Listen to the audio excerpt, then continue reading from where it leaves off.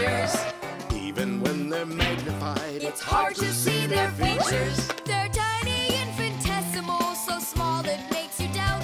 But if you meet a Fixie, please don't let their secret out. They take care of our machines, Irons, phones, and toasters, MP3s and TV screens. even roller coasters. without them clocks stop ticking. Without them, lights go out. But if you meet a Fixie, please don't let their secret out. But if you meet a Fixie, please don't let Their secret out. The DVD.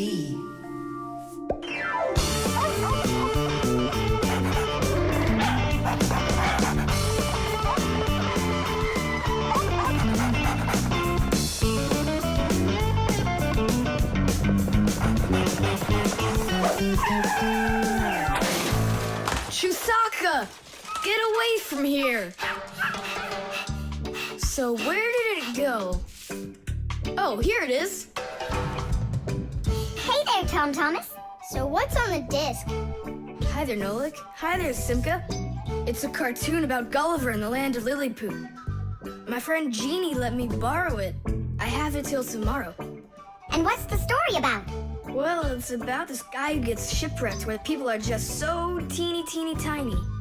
Fixies, you mean? No, not Fixies. Lilliputians. Lilliputians? Uh-huh. Know what, Simka? I think that you Fixies might have come from those Lilliputians. No way! Our grandpa told us a completely different story of the Fixies. When something is very well made, then the saying goes that it was made with just a little bit of soul. In old times, craftsmen made things to last, and in each appliance, they would leave just a little piece of their soul. Those little pieces of their soul would turn into tiny craftsmen called Fixies, who would then make the appliance their home and take care of it every day. And that's how the very first Fixies came about. But as the years have passed, fewer things are being made by hand, and more things are getting made by machines in factories. That means there are less and less new Fixies coming from human souls. Luckily, Fixies can fall in love with each other and have their own family, raising their children and teaching them well, so they'll grow up to become skillful and honest Master Fixie repairmen. So you're mistaken. We're not Lilliputians at all. We're Fixies. Yeah, Fixies. Listen, Tom Thomas, why don't you show us the movie? Yeah, I want to learn about Lilliputians too. Really, I do. Sure, I'll show you.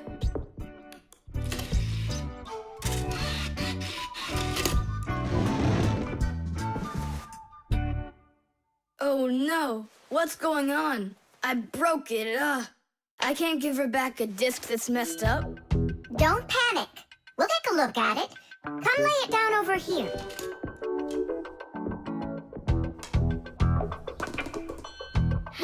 Tom Thomas, why is this disc all covered in jelly? Because I was touching it with my fingers. I mean, what else? It's obvious you don't know how a disc works at all. And you know how it works? Yeah, I know. Yeah? If we take a look at a digital disc through a powerful microscope, we can see rows of tiny valleys of different lengths. These valleys are actually a code for the cartoons, games, or music recorded onto the disc. Inside a disc player, a laser beam reads the code and helps turn it back into pictures and sounds. But if you scratch the disc or smudge the disc with dirty fingers, the laser can't read it and the disc won't play. That's why you need to keep discs clean and stored in cases. So that's why you should only hold discs along the edges.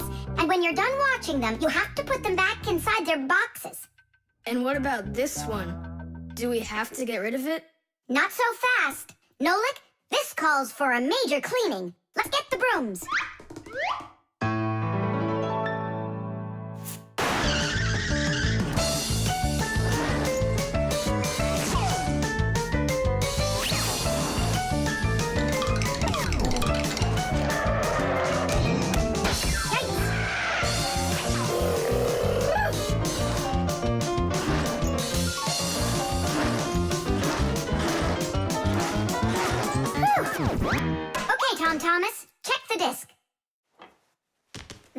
you go.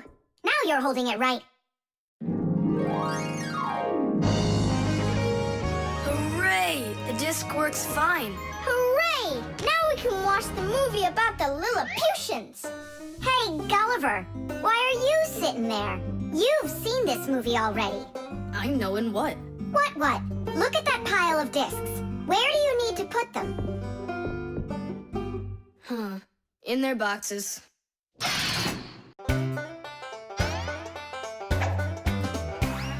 I almost caught one yesterday. A chased him, but he fled. But if I told my dad, he'd say, It's all inside your head. You really cannot catch them.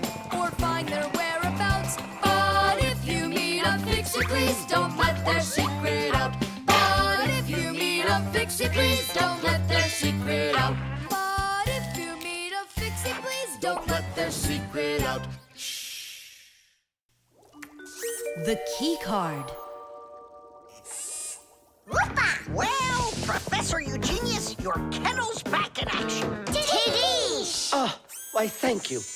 I've been longing for a cup of tea. Yes.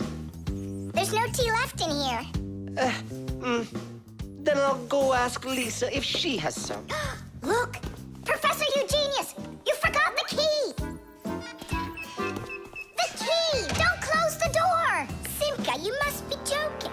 That's a key. This is nothing but a plastic card. But it is a key. A special kind. It's called a key card. To open up a combination lock, you need to enter a code in the correct order. That means if you can't remember the code, you can't open the lock. But if the lock uses a key card, there isn't any code to memorize because the code is held inside the card's memory, and the lock can read the code from the card. Of course, key cards don't work with any lock. They have to be smart locks that are able to read electronic codes. When the smart lock reads the correct code, it opens right up.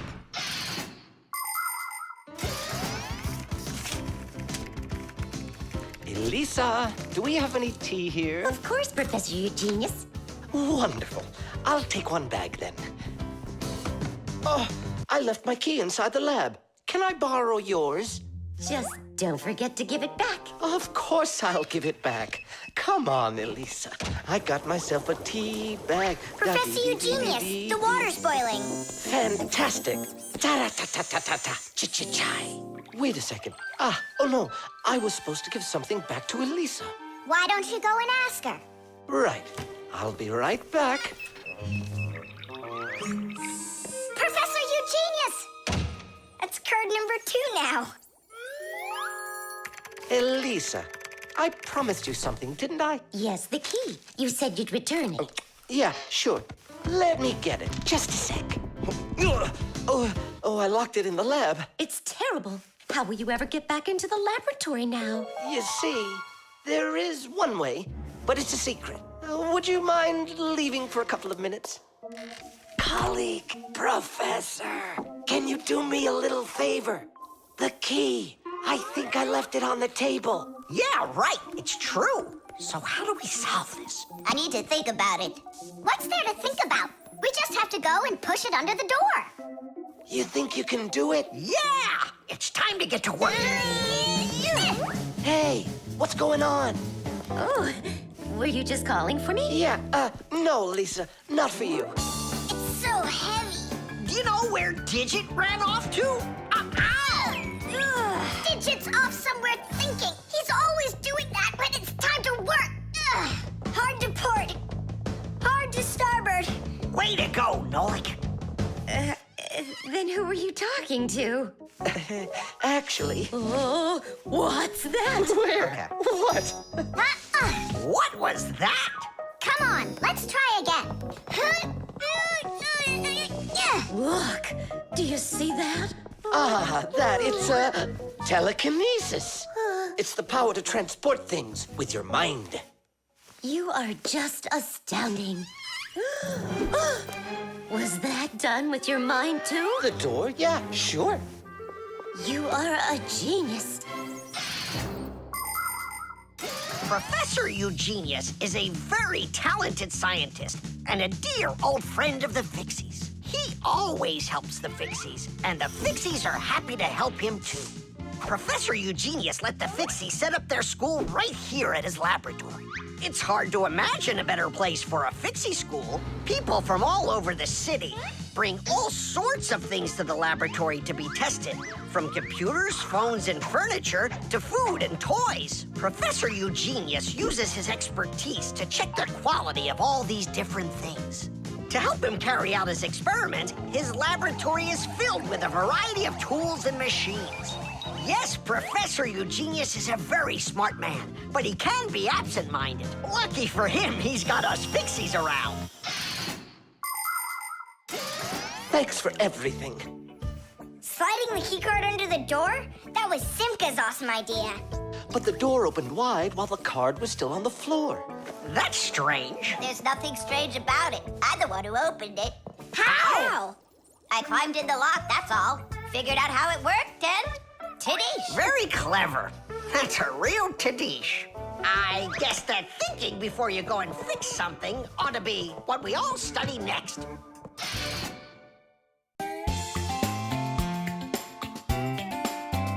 But if you meet a Fixie, please don't let their secret out. But if you meet a Fixie, please don't let their secret out.